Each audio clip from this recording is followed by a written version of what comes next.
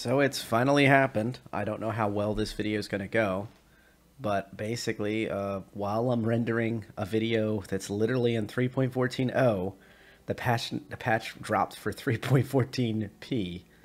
So I literally was just playing an O less than an hour ago, and now I'm rendering a video, a very nice video about it, and that whole video covered the CRU L1 station and the Ambitious Dreams.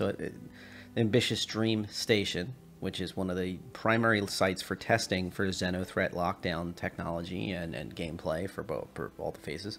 And I would say that it is a really good video still, because at 3.14p, based on what I'm seeing, it's still relevant. I'm going to include a card at this very short video, but I just wanted to cover the brand new patch. 3.14p dropped right now, like minutes ago. So what we're dealing with here is that long-term persistence is still enabled. It's available to all backers still. If you haven't already been in there, you have up to 15 mil issued to you. Well, you have 15 mil issued if you haven't already. The display session info stuff is still put up there, so they're still doing bug hunting and asking you to record your video with your session info up, or to get screenshots and such for issue council.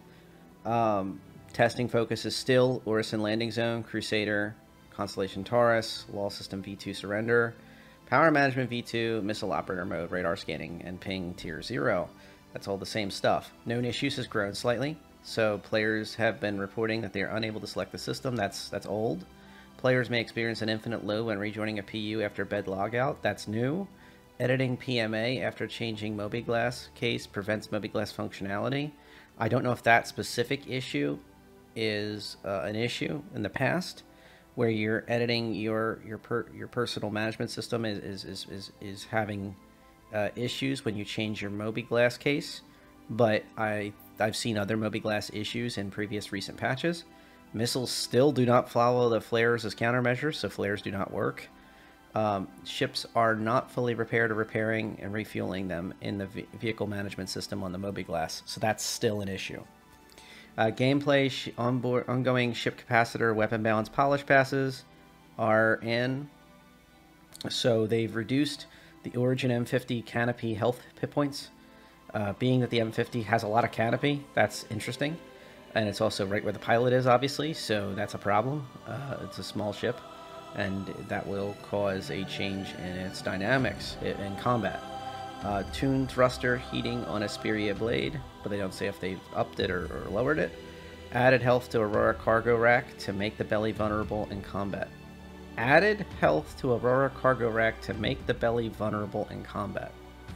I guess it was blowing up the entire ship or something, instead of just allowing you to shoot the cargo rack open so you can steal stuff from the Aurora without killing it.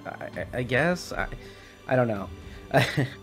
Fixed an issue causing some ships to have missing radars, which is very good. Fixed an issue causing large deep FPS deposits that are detected from too far away in ROC vehicles. That's unfortunate, because that's basically a nerf to the ROC usability, so just keep that in mind. I'm not saying it's like it was intended to have such a long scan range, but it was nice. Sentry turret AI weapons should now display their VFX during combat. So that's nice. And also that might explain some of the stealth damage that we were taking. Byar last week had that request to everybody. One of his call to arms requests was, please let us know if you're taking damage that you aren't able to see, like invisible shots, basically. So this might be part of it, where the VFX for the Sentry turret AI was not proccing, so you didn't know that you were being shot by that, you just knew you were taking damage. That would be an unfortunate situation, especially because the Sentry turrets are in mission sites and landing zones, you know, the things you know you can avoid if you can just leave, if you just know to leave. So interesting. Fixed one server crash and backend service out of memory and stability fixes. So we've seen a few times now on the technical side, memory and stability fixes. I would consider a server crash as well a big time stability fix, so I welcome all that technical fixes. I would like to see a little more information about technical issues, but we're not getting that, and we haven't seemed to be getting that for a few times. And I'd also like to know how they tuned the Asperia blade Did they increase its maneuverability, or did they not? Did they nerf certain parts of its thrusters, but they changed others? Like, for example, is it overheating faster now, but its thrusters are a bit stronger, or what exactly they changed about the thruster heating on the Asperia blade? I guess we'll have to test that to find out. But this is the joys of fast PTU uploads.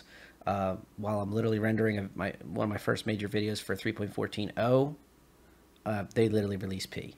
So that's all I got for right now. Please like, comment, subscribe if you enjoy these, or if you just enjoy being along for the ride. One of the reasons I do all these videos is to document the experience that we're all going on through this process of seeing the road to 3.14 take place. And I hope you're enjoying it as well, as much as I'm enjoying making these and talking with all of you. Please comments or reach out to me in Discord if you'd like to chat about these things or how your favorite chip's doing. And as always, have a great day.